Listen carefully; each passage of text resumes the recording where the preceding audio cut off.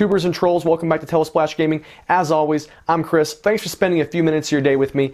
And I want to say a quick shout out to a new little buddy of mine, Cruz. Welcome to Troll Nation. He's one of my newest subscribers. But today's video might be a little scary for you, so you might want to get some parental permission before you check this one out. With that being said, guys, the Pacific Northwest, we totally get the fall season here. The leaves are falling off the trees, they're changing colors, the air is quite a bit cooler in the morning and at night, and we're just not quite getting those warm days anymore. And there's no better time than October, with Halloween coming up, to go and revisit some of those old scary movies, scary games, the old horror classics. And so today I want to talk about a few games, if you haven't played, that you should maybe check out, although a couple of these I'm not even sure I should be playing.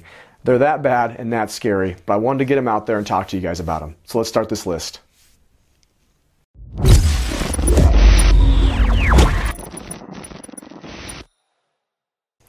I'm going to start off with an instant classic that's actually pretty new, and I just finished it this year, and that's Resident Evil 7. Now, Resident Evil 7 is the follow-up to the poorly received Resident Evil 6, and it brings the horror back to this ever-successful Resident Evil franchise. I think we got away with the kind of horror part of the games. You know, 5 and 6 went straight action-y, and nobody did it better than Resident Evil 4, but 7 brought that back to the original feel, that eeriness of Resident Evil. And, you know, this really reminded me of what a great Texas Chainsaw Massacre movie would look like if it was a video game. It's Resident Evil, but it's so much different than that. The graphics are as good as ever. Creeping around the Baker household is so scary. You're dreading every single step, just wondering what's waiting for you. The boss fights are also just incredible, super over the top, and last but not least, the voice acting was just top notch. I had so many, whoa, what the heck just happened moments in this game. And it was so much fun, and the only way I would say I want to go back and replay it again, I just finished it, would be to play it on VR. So if you have VR, Resident Evil 7 I think would be so much better with that. But if you don't have VR, still check it out. Resident Evil 7 was so much fun. It brought the eeriness and the original feel of Resident Evil back to the franchise, and I cannot wait to see what they have in store for us in the future. Next game up on the list, Manhunt. Now, first off, I remember playing Manhunt when it came out. I don't even know why I got this game. It really has no redeeming quality in terms of what you're doing in the game, other than it is an incredibly good stealth game. It is a good game for stealth, but the actual premise behind it is actually really terrible. So I remember being a junior in high school when it was released. It was the end of '03, and it is absolute savagery of gameplay. You're basically playing as a death row inmate, James Earl Cash, who gets a somewhat weird chance at freedom after they fake his lethal injection, and everybody in the world thinks you're dead, but actually you're not, and you end up being on some closed caption television in a snuff film.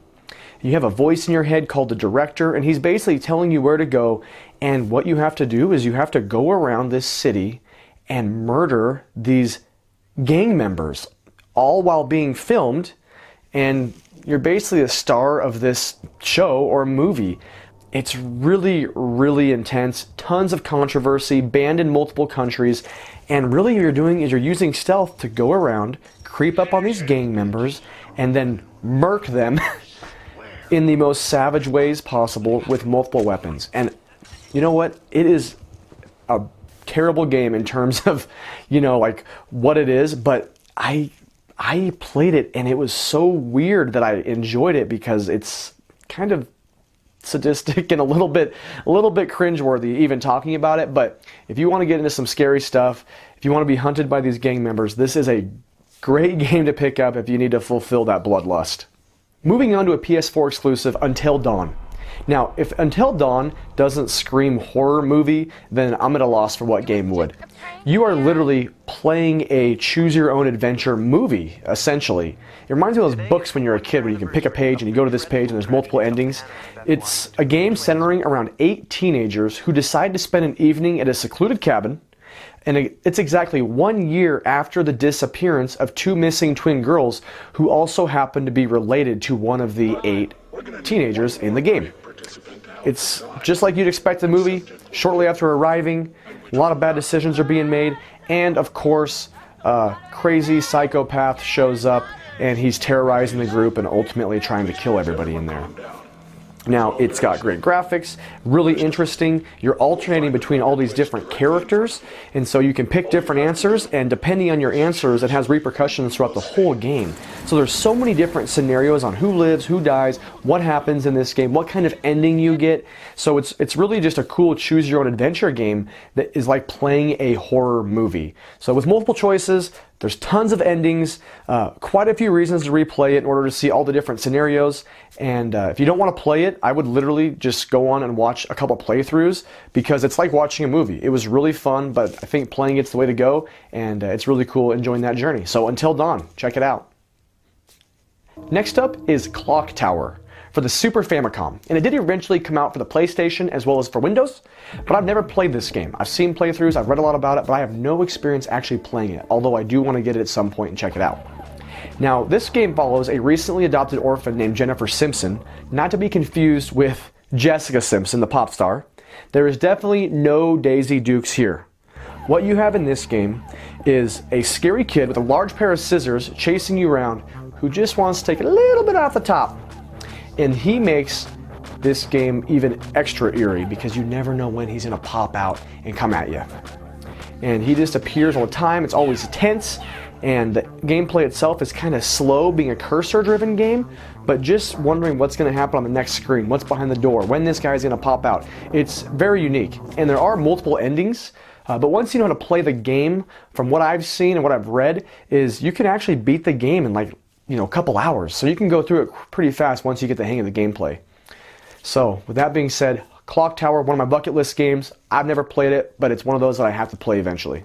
Taking a break from the super eerie, scary games, Haunting starring Poltergeist. It's a game that came out for the Genesis. It's kind of a fun, unique take on haunted houses. What you do is you actually take control of a teenage ghost who's out for revenge against a wealthy businessman and his family. Now, the story doesn't really make a huge difference. What's fun about this game is you are a poltergeist and you are taking control of household objects in this wealthy businessman's house, and you are trying to scare his family and himself out of the house and get out of the area. And so what you do is there's actually 4 different houses with multiple rooms that you are going into these rooms and trying to scare different members of the family and just trying to basically evict them out of this place.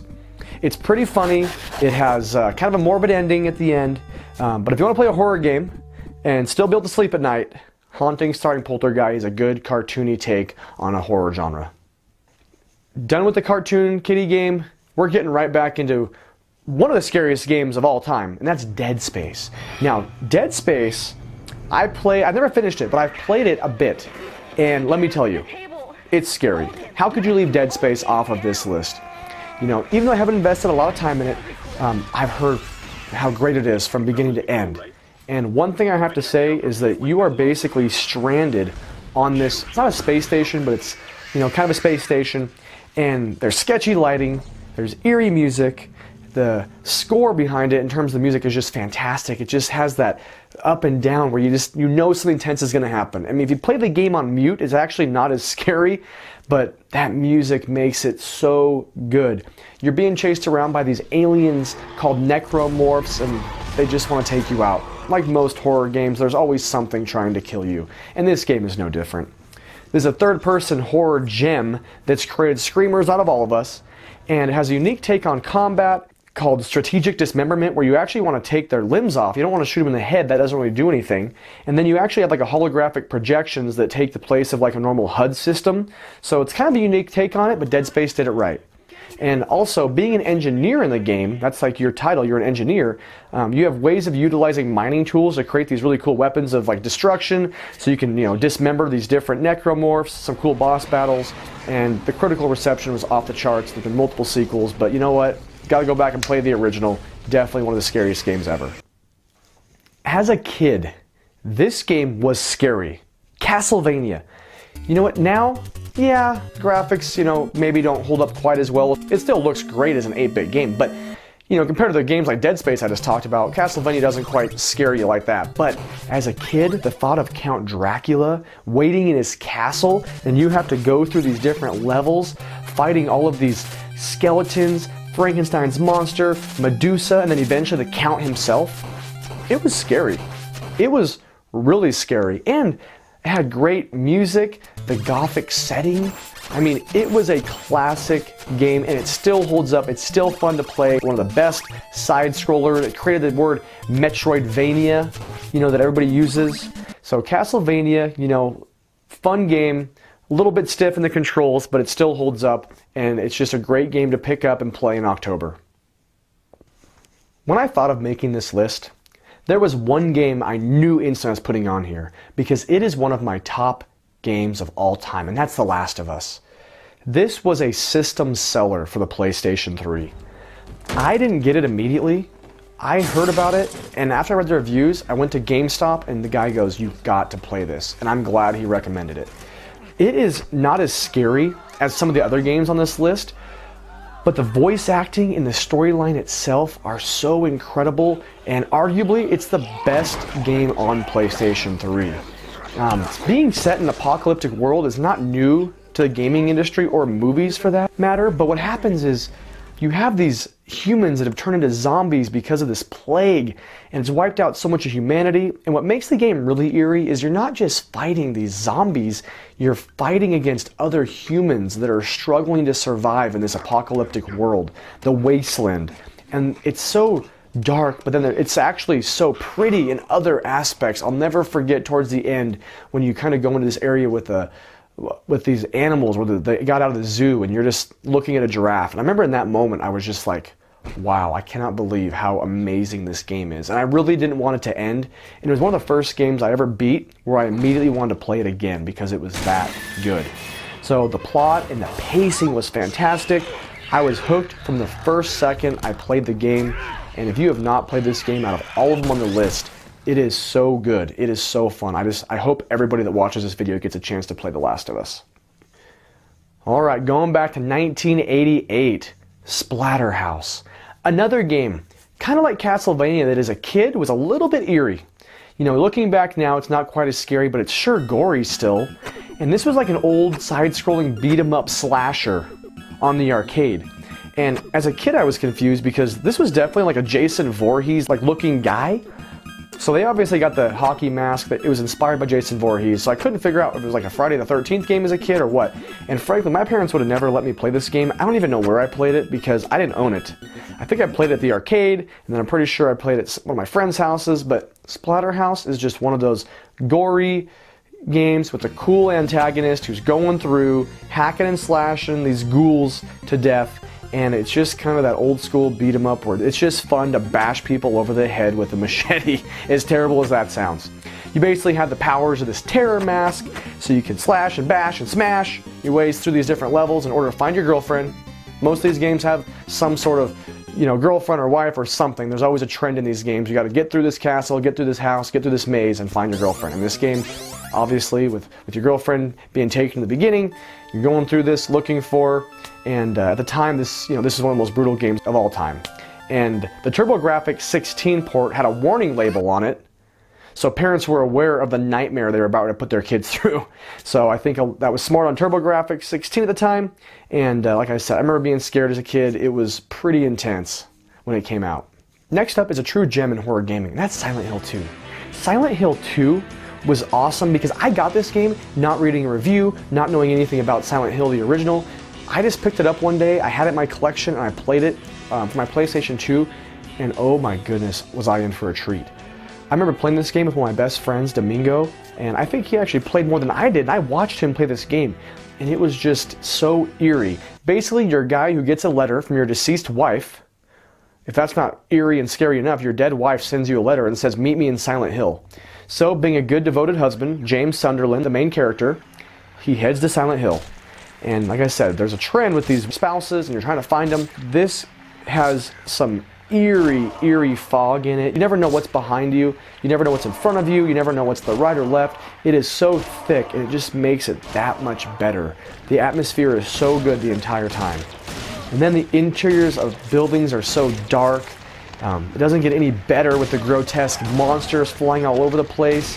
And not to mention, it has one of the most iconic villains and characters in gaming, and that's Pyramid Head. I'll never forget seeing him. He was just so